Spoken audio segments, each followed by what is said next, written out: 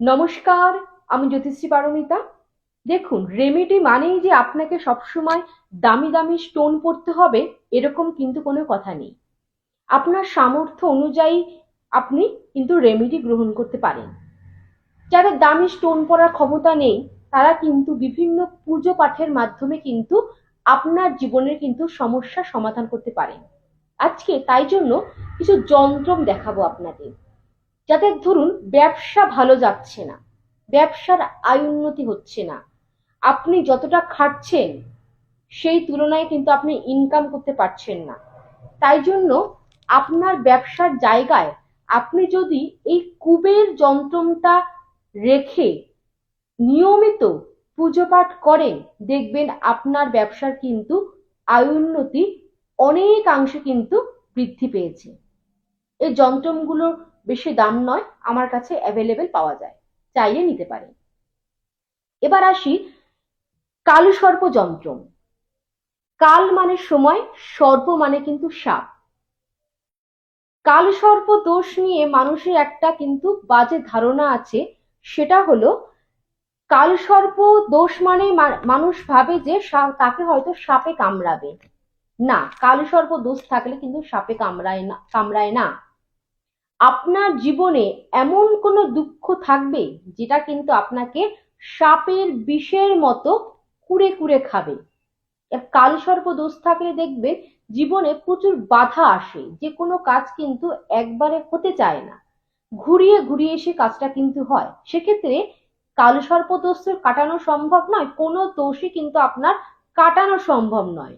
আমি বহুবার বলি, কোনো দোষ কাটানো সম্ভব নয়। তার যে বাজে প্রভাব তার থেকে কিছুটা অংশ হলেও কিন্তু মুক্ত করা যেতে পারে ক্লায়েন্টদের। তার জন্য আপনি যদি এই কালসর্প যন্ত্রটা আপনার ঠাকুরের সিংহাসনে রেখে প্রতিষ্ঠা করে নিয়মিত পুজো করেন, দেখবেন আপনি কালসর্প দোষের যে বাজে প্রভাব তার থেকে কিন্তু আপনি অনেকাংশে কিন্তু মুক্ত হতে পেরেছেন। আর একটা কি, বগলামুখী যন্ত্র। যাদের মাঙ্গলিক আছে, মাঙ্গলিক কাটানো সম্ভব নয়, আমি বহুবার ভিডিওতে বলেছি, সেক্ষেত্রে এই বগলামুখী যন্ত্রটা যদি আপনারা নিয়মিত পুজো পাঠ করেন, তাহলে কিন্তু মঙ্গলের যে বাজে প্রভাব, অশুভত্ব প্রভাব, তার থেকে কিন্তু মুক্ত হতে পারবেন। আর একটা যন্ত্র দেখায়, সেটা হলো মহামৃত্যুঞ্জয় যন্ত্র। দেখুন, প্রচুর মানুষ আছে প্রচন্ড রোগ ব্যাধিতে ভুগছে, চোট আঘাত অ্যাক্সিডেন্টে যোগ আছে। আয়ু কিন্তু মানুষের, যার যেদিন মৃত্যু তার সেদিন কিন্তু মৃত্যু ঘটবে। আয়ু কিন্তু মানুষের কিন্তু বাড়ানো যাবে না। কিন্তু আপনার যদি কোনো বড় ধরনের অ্যাক্সিডেন্টের যোগ থাকে, হয়তো আপনার পা হাত পা সব ভেঙে যাওয়ার যোগ আছে, সেক্ষেত্রে আপনি যদি রেমেডি ফলো করেন তাহলে হয়তো আপনার হালকা চোটাঘাত লাগবে, ফার্স্ট এড ট্রিটমেন্ট করে আপনি রিলিজ পেয়ে যাবেন। সেক্ষেত্রে কারোর যদি প্রচন্ড পরিমাণে অ্যাক্সিডেন্টের যোগ, প্রাণহানির যোগ এগুলো থাকে, সেক্ষেত্রে কিন্তু এই মহামৃত্যুঞ্জয় যন্ত্র যদি আপনি পুজো করেন এবং মহামৃত্যুঞ্জয় মন্ত্র যদি পাঠ করেন, তাহলে কিন্তু বড় কোনো বিপদ থেকে কিন্তু আপনি রক্ষা পেতে পারেন। আর একটা হলো বাস্তু দোষ নিবারণ যন্ত্র।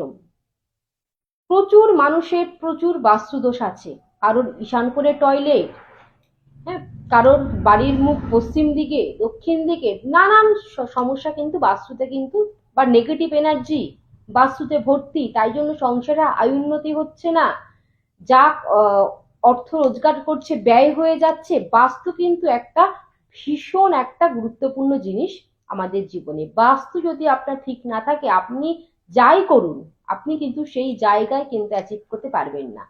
সেক্ষেত্রে আপনি যদি বাস্তু দোষ নিবারণ যন্ত্র পুজো পাঠ করতে পারেন, আপনার বাস্তু থেকে যে নেগেটিভ এনার্জি সেটা তো রিমুভ হবেই, এবং আপনি অনেক পজিটিভ কিন্তু রেজাল্ট পাবেন। এই যন্ত্রগুলো আমার কাছে অ্যাভেলেবেল পাওয়া যাচ্ছে, চাইলে আপনারা যোগাযোগ করে পারচেস করতে পারেন। নমস্কার।